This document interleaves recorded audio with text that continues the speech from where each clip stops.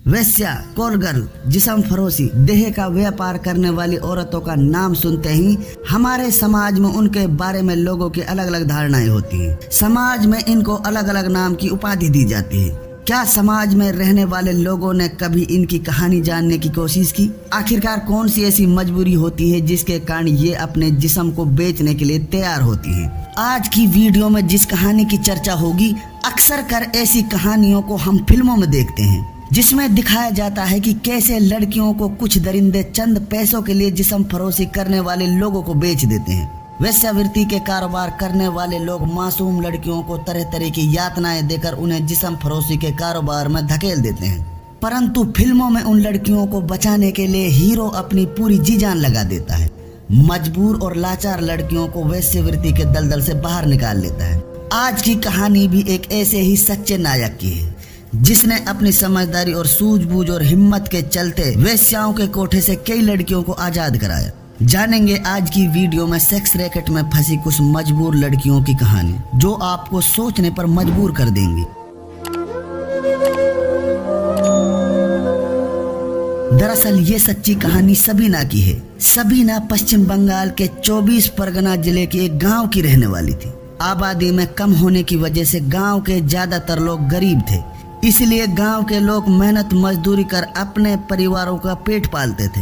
वहीं सबीना के परिवार की आर्थिक हालत भी खराब थी, इसीलिए सबीना पढ़ाई करने के साथ मेहनत मजदूरी में परिवार का हाथ भी बटाती थी। इस तरह से भुखमरी और गरीबी से लड़ते हुए सबीना और उसका परिवार अपनी जिंदगी जी रहे थे। लेकिन कहते हैं कि भविष्य की गर्भ में कौन सी मुसीबत इंसान के सामने आने वाली है, इसका इंसान कभी पता नहीं लगा सकता। ऐसी ही एक मुसीबत सबीना का इंतजार कर रही थी। साल 2017 में सबीना पढ़ने के लिए पास ही के एक स्कूल में गई, लेकिन वो वापस लौट कर नहीं आई। परिवार के सभी सदस्यों ने गांव और स्कूल के आसपास के इलाकों में सबीना को ढूंढने की बहुत कोशिश की, पर उसका कुछ भी पता नहीं चला। गांव छोटा होने की वजह से सबीना की लापता होने की खबर गांव में आग की तरह फैल गई। लोग तरह तरह की बात बना रहे थे, कह रहे थे कि शायद वो किसी लड़के के साथ भाग गई है। इस तरह से सबीना की खोज में परिवार के दिन हफ्ते और हफ्ते महीने बन गए, पर उसका कुछ भी पता नहीं चला। सबीना को गायब हुए करीब 6 से 7 महीने बीत गए, लेकिन परिवार को सबीना के बारे में कोई भी जानकारी नहीं मिली। परिवार को भी लगने लगा कि शायद गांव के लोग सच बोल रहे हैं, सबीना किसी लड़के के साथ भाग गई है और अपना जीवन जी रही है। लेकिन उन्हें क्या पता था कि सबीना पर क्या गुजर रही है। वहीं दूसरी तरफ पश्चिम बंगाल के 24 परगना क्षेत्र का ही रहने वाला एक लड़का उत्तर प्रदेश के जिला मुजफ्फरनगर के एक सराफा की दुकान पर नौकरी करता था। 2 दिसंबर 2017 की बात है।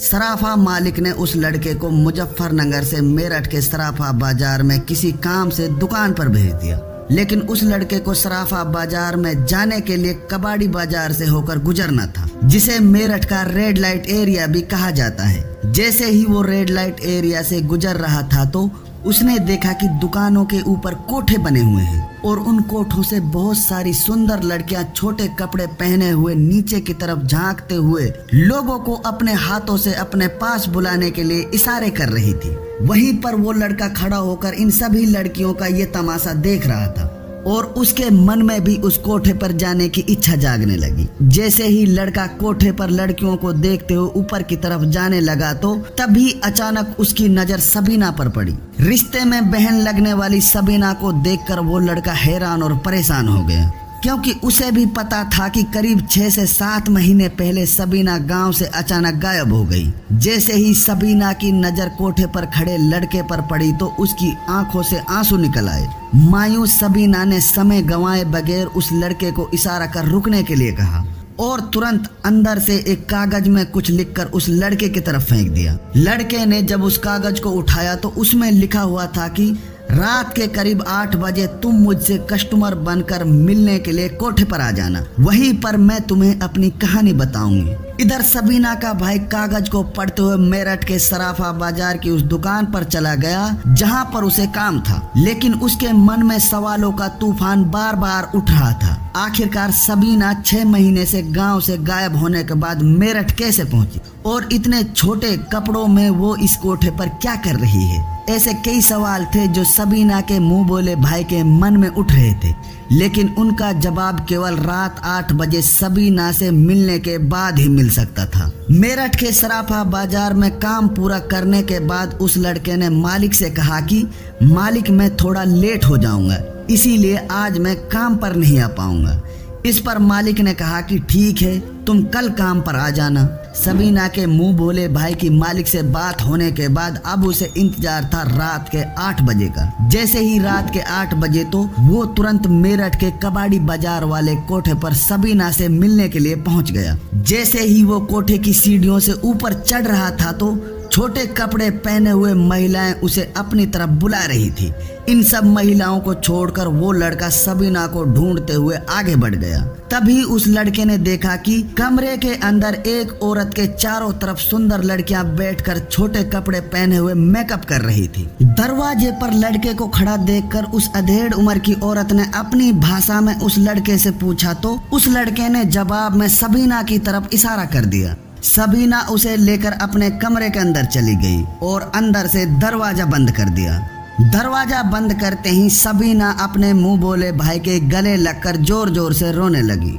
रोते हुए कहने लगी कि भैया मैं बहुत ही ज्यादा परेशान हूँ, मुझे यहाँ से निकाल लो। करीब 7 महीने से मैं इस नरक में घुट घुट कर जी रही हूँ। मेरा एक एक दिन और एक एक पल कितनी परेशानी से गुजर रहा है मैं तुम्हें बता नहीं सकती। उस लड़के ने सबीना से पूछा कि तुम तो करीब 6-7 महीने पहले गायब हो गई थी, फिर तुम यहाँ पर आकर कैसे फंस गई? सबीना ने बताया कि करीब 6 से 7 महीने पहले वे स्कूल में पढ़ने के लिए जा रही थी। तभी मेरे पास एक गाड़ी रुकी। गाड़ी में मौजूद 2 से 3 लोगों ने मुझे जबरदस्ती गाड़ी के अंदर बिठा लिया और नशे की दवा देकर बेहोश कर दिया। बेहोश होने के बाद हमें करीब 3 दिन तक बंगाल के ही एक घर में रखा गया, जहाँ पर मेरे जैसी कई लड़कियाँ थी।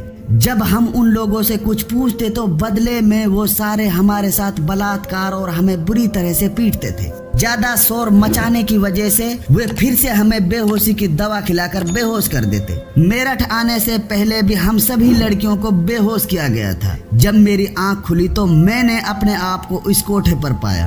आगे सबीना ने अपने मुंह बोले भाई को बताया कि शुरू के 15 दिन बहुत ही बुरे और भयानक थे, क्योंकि ये लोग मुझे वेश्यावृत्ति के धंधे में धकेलना चाहते थे, पर मैं हर बार मना करती रही। इन लोगों ने मुझे इतना पीटा कि मैं कई बार बेहोश होकर जमीन पर गिर जाती। मुझे कई दिनों तक इन लोगों ने भूखा रखा। सबीना ने आगे बताया कि पेट की भूख इतनी बुरी होती है कि इंसान को कमजोर और मजबूर कर देती है, इसीलिए मैंने अपने शरीर को वेश्यावृत्ति की आग में झोंक दिया। इन दोनों के बीच ये बात हो ही रही थी कि तभी अचानक एक लड़की ने दरवाजा आकर खोल दिया। इनकी पोजीशन देखकर उसको शक हो गया, जरूर इनके बीच में कोई ना कोई रिश्ता है। वो लड़की इन दोनों के बीच में क्या बात हुई उसे जानने की जिद करने लगी और धमकी देने लगी कि यदि तुमने मुझे ये बात नहीं बताई तो मैं इसकी शिकायत कोठे की मालकिन से कर दूंगी। लड़के ने उस लड़की को चुप रहने के लिए कहा कि मैं तुम लोगों को यहाँ से जरूर निकालने की कोशिश करूंगा, पर तुम लोगों को भी मेरा साथ देना होगा। इस पर ये दोनों लड़कियां राजी हो गई।